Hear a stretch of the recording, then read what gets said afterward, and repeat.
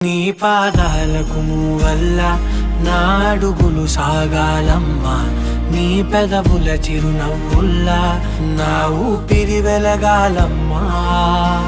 నిరంతరం నీ చంటి పాపల్లే ఉండాలి నేనెన్నాళ్ళకి, నిన్ను దిలెంతగా ఎదగాలనుకోనే అమ్మా. అణువణువణు నీ కొలువే అమ్మా. చాలా బాగా పాడావు. అది ఈ పాట మీ అమ్మకు నచ్చిందా? మీకు నచ్చిందా అమ్మా? చాలా బాగా నచ్చింది. అయితే మా అమ్మ కూడా. వస్తానమ్మా.